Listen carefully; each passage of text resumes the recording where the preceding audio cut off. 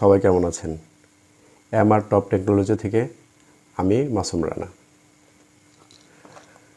আজকে আমি যে একটা বিষয় নিয়ে কথা বলতে যাব, আমরা সোশ্যাল মিডিয়াতে আমরা কম বেশি সবাই অনেক ধরনের অ্যাকাউন্ট ব্যবহার করে থাকি। এটা এখন আমাদের অনেক গুরুত্বপূর্ণ একটা যোগাযোগ মাধ্যম। কিন্তু কি জানি আপনার ফেসবুক অ্যাকাউন্টটা অন্য কেউ ব্যবহার করছে কিনা, আপনি কি ব্যবহার করছেন তা দেখছে কিনা, তা আপনি কিভাবে জানবেন? আপনার কোনো বন্ধু, আপনার ভাই কেউ আপনার ফেসবুকটা অন্য একটা ফোন থেকে ব্যবহার করছে কিনা, সেই বিষয়টাই আজকে আপনাদের সামনে আমি দেখানোর চেষ্টা করব। তো সবাই সাথে থাকবেন।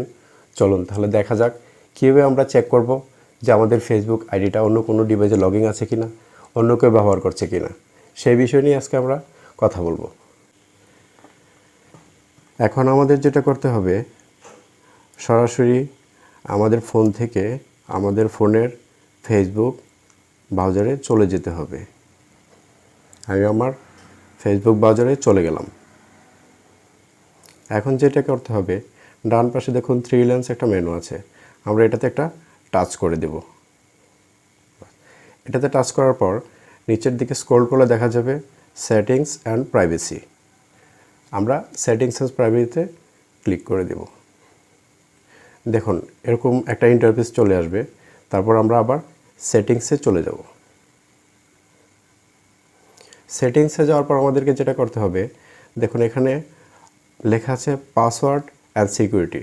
দ্বিতীয় স্টেপে যে লেখাটা পাসওয়ার্ড অ্যান্ড সিকিউরিটি, আমরা পাসওয়ার্ড অ্যান্ড সিকিউরিটিতে চলে যাব।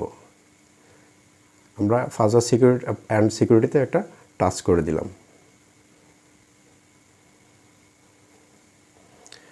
এবার দেখুন পাসওয়ার্ড অ্যান্ড সিকিউরিটিতে টাচ করার পর আমাদের এরকম একটা ইন্টারফেস চলে আসবে।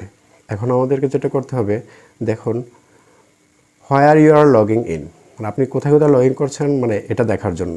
তারপর দেখুন এখানে সি অল একটা লেখা আছে, আমরা সি অলে একটা টাচ করে দেব।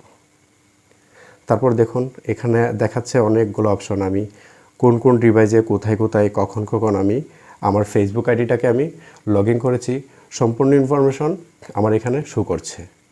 এখন যদি মনে করি যে এখানে অনেকগুলো ডিভাইসের নাম লেখা আছে, এখন যদি মনে করি যে এই ডিভাইসটা আমার না, সেক্ষেত্রে আমি বুঝে নেব যে আমার ফেসবুকটা অন্য কেউ ব্যবহার করতেছে এবং অন্য একটা ডিভাইস থেকে, যে ডিভাইস থেকে ব্যবহার করবে সেই ডিভাইসের নাম এবং লোকেশনটাও চলে আসবে যে কোন এরিয়া থেকে ফেসবুকটা ব্যবহার করতেছে।